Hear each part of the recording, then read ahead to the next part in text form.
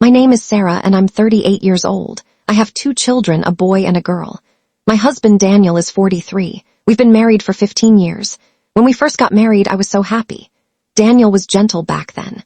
He smiled every single day and used to say, "I love you," all the time. I believed those words with my whole heart. I dreamed of building a calm, good life together with him. 2 years after our wedding, we had our first child, a baby boy named Noah. He was clever, funny, and full of light. 2 years after that, our daughter Grace was born. She was soft-spoken, sweet, and always humming little tunes around the house. Life felt beautiful. Daniel worked hard, brought in the money, and I stayed home to raise the kids. I cooked, I cleaned, I helped them with everything they needed to learn. But somewhere along the way, something started to shift. The warm man I married slowly began to feel like a stranger. Daniel started coming home later and later. He traveled constantly for work, but he never told me exactly where he was going. He stopped saying, "I love you." He stopped smiling the way he used to. One evening I finally asked him, "Why are you always so busy?"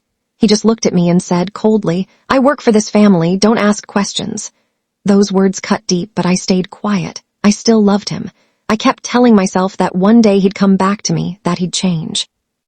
Then 6 years ago, I found something that shattered me completely. Daniel had left on another one of his trips. I was putting away his things when I found 2 plane tickets. One had his name on it. The other had a woman's name I didn't recognize. I froze. My stomach dropped straight to the floor. I cried for 3 days straight. I felt like I was disappearing. When Daniel came home from that trip, I asked him gently, "Who is she?" He looked at me and said, "She's nobody. Don't worry about it." But I saw it in his eyes. He was lying. Still, I didn't fight. I said, "Okay," even though every part of me didn't believe him. My son was only 3 years old at the time. I couldn't bring myself to break his little world apart. Over the years, Daniel stayed the same, cold, distant, always traveling. Deep in my heart, I knew he was still seeing that other woman. My smile faded. Our house stopped feeling like a home. I still cooked dinner every night, but the food had no taste anymore. I would look at Daniel and not see the man I married. I saw a stranger sitting across the table. My heart felt frozen and hollow. And then something unexpected happened. I ran into someone from my past, an old friend named Michael. We hadn't seen each other in years. He was kind, calm, and gentle in a way I'd almost forgotten existed. Once I watched him help his wife into the car, holding her coat, opening the door for her without even thinking about it. And I remember thinking, this is what love actually looks like. This is what caring for someone really means. I didn't want anything big. I didn't want gifts or promises. I just wanted for once to feel like someone truly saw me. Michael and I started talking. He would ask, "How are you really doing?" And I would say, "I'm fine," even though I wasn't. He told me, "You matter, you're stronger than you know." For the first time in years, I smiled a real smile. I laughed again. I felt like myself again. We talked for 3 months. That's all it ever was, just talking. But Daniel found out and he was furious. He shouted, "How could you do this to me?" I stood there and said, "Because I needed to feel loved. I've been alone for years." After that, everything shifted. Daniel cried for the first time in as long as I could remember.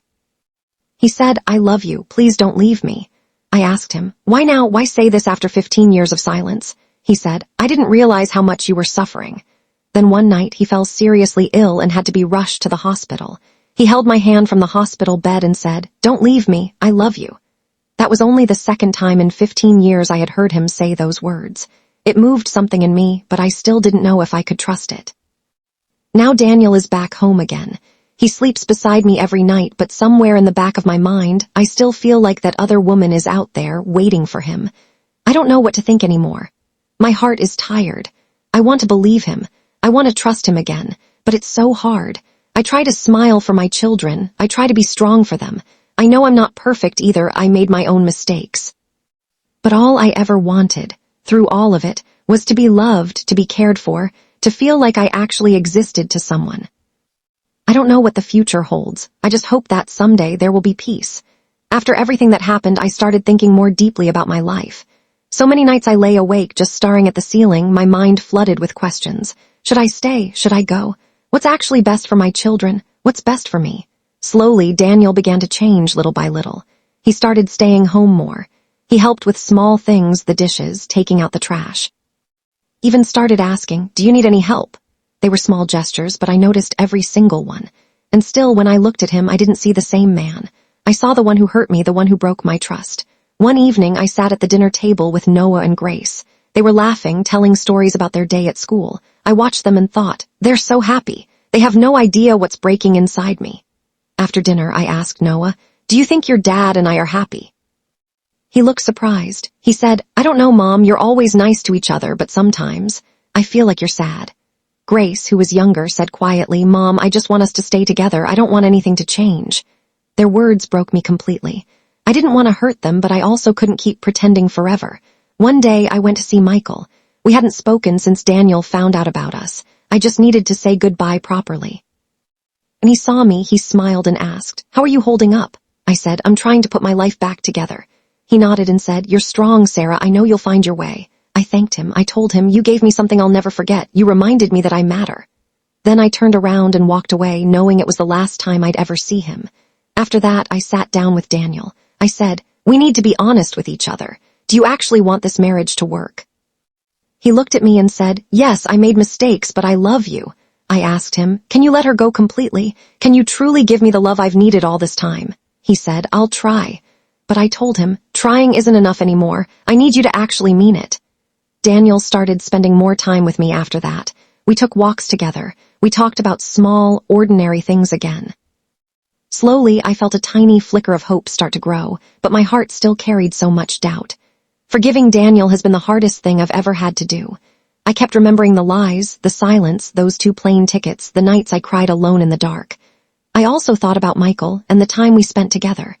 I would look in the mirror and tell myself, "Sarah, you're not perfect either. You made mistakes too. If you want peace, you have to learn to forgive." So now I take life one day at a time. Daniel and I are still together. Things aren't perfect. He tells me he loves me, but there's still a small doubt sitting quietly in my heart. I focus on my children. I want them to grow up in a happy home. I try to smile even on the days I feel like breaking. I've also started focusing on myself again. I go for walks. I read books. I'm slowly learning to love myself again. One day, I sat down and wrote myself a letter. It said, "Dear Sarah, you are strong. You are kind. You matter. Life is hard, but you can carry this weight. Love yourself first. You deserve to be happy." I keep that letter in my drawer. Whenever I feel low, I take it out and read it again. It reminds me that I'm not alone. This entire journey has taught me so much. I learned that love isn't just saying the words, it's action, it's care, it's respect, shown again and again. I learned that everyone makes mistakes, that nobody is truly perfect. But I also learned something about myself. I am strong. I have survived heartbreak, sorrow, and betrayal, and I am still here, still standing, still hopping for a better tomorrow. I take small steps every single day. I keep moving forward for myself, for my children, and maybe, just maybe, for the man who once broke me but is now trying to rebuild what he destroyed.